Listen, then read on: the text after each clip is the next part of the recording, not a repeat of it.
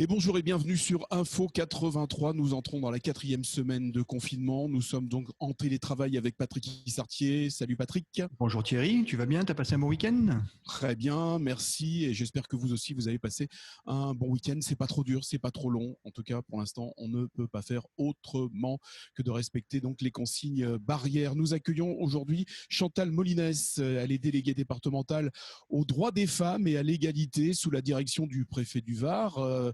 Bienvenue Chantal Molines. Bonjour, merci. Bonjour Chantal.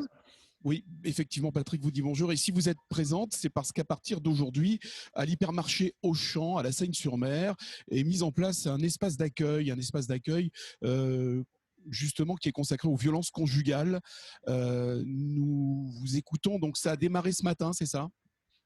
Oui. En fait, c'est un dispositif qui a été monté très rapidement, puisque en fait, on a réussi à le monter en 48 heures. On a pu checker point par point tous les points qu'il fallait voir justement avec à la fois le partenaire qui est effectivement donc l'hypermarché Auchan et également la société Cetrus qui met à disposition les locaux pour ce point d'accueil. La société Cetrus qui est la société qui gère c'est ça. Et puis l'association d'aide aux victimes, donc il fallait à la fois qu'on va dire qu'on ait les conditions d'accueil nécessaires, qu'on travaille sur la réorientation des publics, en sachant que c'est toujours une question assez sensible que d'aborder cette question-là. C'est une action également qui est un peu expérimentale, puisqu'on l'a fait dans un cadre qui est particulier. Et l'idée, c'était effectivement qu'on puisse checker tous les points qu'il fallait voir, à savoir à la fois les conditions d'accueil pour le juriste qui vient assurer la permanence et en même temps la façon dont le public se fait connaître et est réorienté vers la salle d'accueil pour effectivement une prise en charge immédiate.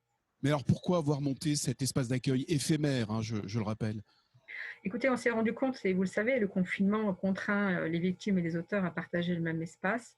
Là où parfois une femme qui est victime de violence trouve des moyens pour effectivement sortir, se rendre, aller et venir, et aller vers une association, on s'est rendu compte qu'il y avait donc une baisse de fréquentation au niveau des associations puisqu'elles sont toutes en télétravail et que par ailleurs, il fallait penser à quelque chose qui nous permette d'aller vers le public. Et c'est vrai qu'aujourd'hui, tous autant que nous sommes contraints à très peu de déplacements. Et dans les déplacements qui sont autorisés, on a effectivement la possibilité d'aller faire des courses dans le centre commercial de l'hypermarché Auchan, qui est très grand. On a effectivement une fréquentation très importante de public de tout âge, de tout univers, de tout milieu social. Et on a beaucoup de femmes qui viennent faire des achats. Madame Molines, mis à part l'association, vous avez associé aussi les pharmacies. Parce que cette action, elle est nationale, je crois aussi. Bon. Oui, absolument. En fait, il y a deux actions qui sont en fait parallèles, mais très complémentaires. C'est-à-dire qu'on s'est posé la question effectivement des lieux qui aujourd'hui étaient ouverts. Donc, on a également les pharmacies, bien évidemment. Et donc, du coup, l'idée, c'était effectivement de sensibiliser les pharmacies à la fois sur le fait de faire savoir au public et notamment aux femmes qu'effectivement, elles étaient attentives à ce genre de situation. Donc, on a effectivement les affiches qui ont été diffusées dans toutes les pharmacies du Var. Et également de leur faire connaître par une fiche technique les associations qui interviennent par rapport à leur territoire et savoir comment elles fonctionnent et comment on peut mobiliser ces mêmes associations parce qu'elles auront un rôle assez important à jouer au niveau de la réorientation des publics. Et par ailleurs, également qu'elles aient des fiches réflexes par rapport à la situation et également un mode opératoire pour savoir comment, si une femme victime de violence s'adresse à un pharmacien, comment le pharmacien peut activer en fait, en passant par le 17 bien sûr, mais les forces de police et de gendarmerie. Voilà, donc c'est un dispositif qui est complémentaire. Et dans le centre commercial de l'hypermarché Auchan, on a une pharmacie en fait. Donc du coup, il y a une corrélation qui se fait toute naturelle entre le point d'accueil éphémère pour les femmes victimes de violence qui est assuré par le juriste de l'association Aviv et en même temps le pharmacien qui effectivement a été donc déjà sensibilisé dans le rôle qu'il est amené à jouer en tant que pharmacien et dans le contact du public, mais également sensibilisé à l'existence de cette opération avec toutes les limites qu'elle comporte, y compris en termes de diffusion de l'information au niveau de la galerie. Un espace d'accueil, c'est plus par prévention que vous l'avez fait. Vous avez déjà une remontée depuis 4 semaines de chiffres qui seraient en forte augmentation. Non, on a sensiblement, donc au niveau associatif plutôt une baisse de fréquentation du fait du télétravail qui s'est mis en place dans toutes les associations pratiquement qui reçoivent des femmes victimes de violence. En revanche, On a donc effectivement, mais on est plutôt de l'ordre, c'est plutôt de l'ordre du constat quotidien et pas encore des chiffres aboutis.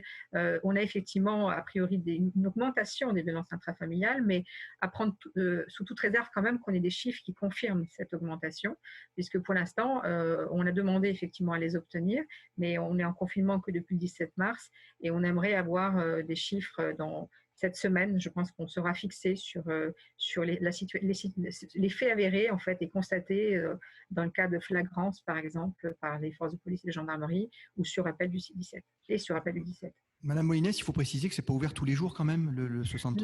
Non. Alors, c'est ouvert les lundis, les mercredis et les vendredis, de 10h30 à 15h30. Mais pour autant, on a fait, enfin moi j'ai demandé au service communication de faire une infographie avec 4 chiffres et le numéro de l'association des 2 victimes, qui est en fait laissé aux caisses. Ce qui fait que finalement, on a 2 possibilités. On a soit une dame qui effectivement arrive en caisse, voit cette petite affichette qu'elle peut prendre, où elle peut noter aussi le numéro. Et donc, elle peut aussi, à un moment donné, être aussi dans une situation de solliciter un partenaire, dont l'association des 2 victimes. Ou alors, on a cette femme qui arrive aux caisses et qui effectivement voit qu'il y a une action qui est mise en place au sein de l'hypermarché pour effectivement résoudre peut-être et d'aider à résoudre sa situation. Et du coup, elle va spontanément demander donc à la caissière où se trouve la salle qui est dédiée à son accueil et pourra effectivement voir tout de suite le juriste spécialisé. Oui, parce que là, vous précisez quand même que ça se fait dans la plus grande discrétion. Hein. C'est important, oui. J'imagine. Oui. Les hôtesses d'accueil, comme les agents de sécurité de l'hypermarché, ont été tous briefés par l'équipe de direction qui, je le dis encore une fois, hein, qui était vraiment très, très réactive et c'est à saluer parce que franchement, c'était pas facile et pas gagné de monter l'opération en si peu de temps. Et effectivement, toute l'équipe a été briefée et effectivement, tout ça se fera dans la plus grande discrétion. Madame Moïnès, avez-vous pas peur que les femmes soient les victimes collatérales justement de cette crise sanitaire et économique? Alors, elles le seront, forcément. Elles seront des victimes collatérales. Elles sont aussi le paradoxe, en fait. Ce sont les femmes, mais beaucoup de femmes qui sont mobilisées aujourd'hui, qui sont sur le front, parce qu'il faut rappeler que dans le personnel d'aide-soignants, dans le personnel infirmier, chez les médecins, dans les hypermarchés, justement, ce sont les femmes qui sont, j'allais dire, en première ligne. Et en même temps, elles auront aussi, effectivement, les contre-coups de cette crise qui, effectivement, se traduira par, effectivement, une fragilité financière et économique beaucoup plus importante, puisqu'effectivement, elles vont se retrouver aussi à perdre leur temps partiel, par exemple. Et voilà. Il y avait urgence à installer ce processus? Mais disons que la situation, et c'est là où des fois où les situations d'urgence nous permettent aussi peut-être de réfléchir aussi le rapport à l'autre qui est différent, permet de mettre en place ce type de dispositif. Il va sans dire qu'on est vraiment tous très attentifs, et jusqu'à d'ailleurs au cabinet de la secrétaire d'État, au retour qu'on aura en fait cette expérimentation, puisque du coup, de expérimentation conjoncturelle par rapport à effectivement cette phase de confinement, on en tirera peut-être aussi des conséquences et une leçon, à savoir peut-être que c'est peut-être une action très pertinente et que peut-être ça deviendra un dispositif à part entière. Pérenne, c'est ça. Vous essayez peut-être de rendre pérenne cet espace? Écoutez, très honnêtement, c'est le retour d'expérience qui va nous permettre de dire si c'était pertinent.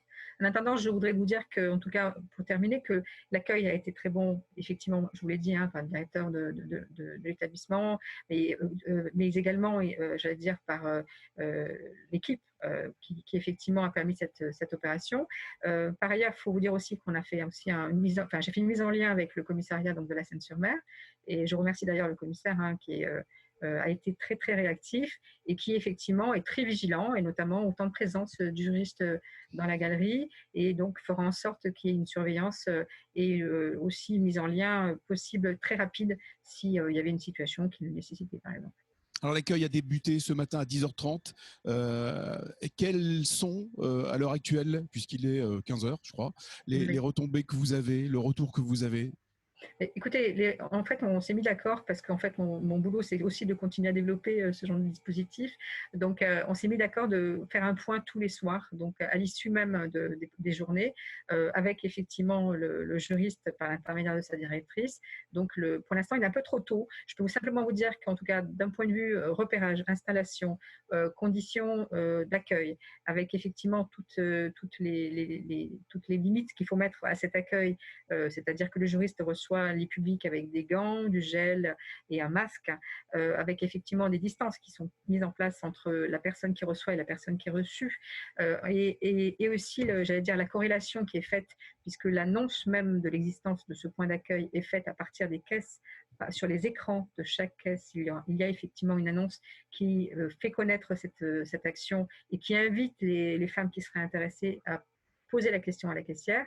Tout ça, ça s'est très très bien passé. Je le saurai en fin de journée, en fait, si effectivement on a eu des situations. Vous savez très bien que quand on installe un dispositif, il y a un temps de communication.